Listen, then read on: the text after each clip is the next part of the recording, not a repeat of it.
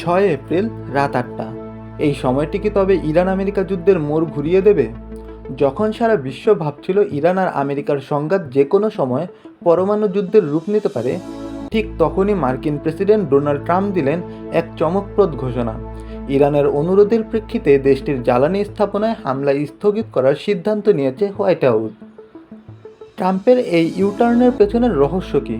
চলুন জেনে নেই ট্রুথ সোশ্যালে ট্রাম্পের সেই বিশেষ ঘোষণা। মার্কিন সংবাদ মাধ্যম সিএনএনের প্রতিবেদন অনুযায়ী বৃহস্পতিবার রাতে ট্রুথ সোশ্যালে এক পোস্টে ট্রাম্প জানিয়েছেন, ইরান সরকারের অনুরোধে দেশটির জ্বালানি স্থাপনায় ধ্বংসযজ্ঞ আগামী 6 এপ্রিল রাত 8টা পর্যন্ত স্থগিত রাখার সিদ্ধান্ত নিয়েছে আমেরিকা।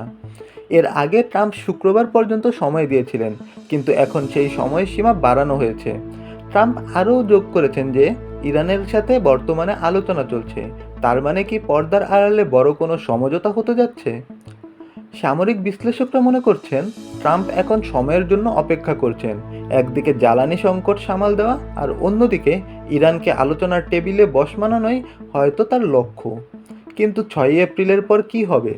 যদি আলোচনা ব্যর্থ হয়, তবে কি ইরানকে মুছে দেওয়ার পরিকল্পনা করেছে পেন্টাগন?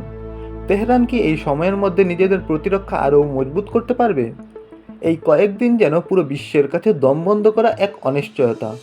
আপনার কি মনে হয়, ট্রাম্প কি সত্যিই যুদ্ধ থামাতে চান, নাকি এটি কোনো বড় যুদ্ধের আগের স্তব্ধতা?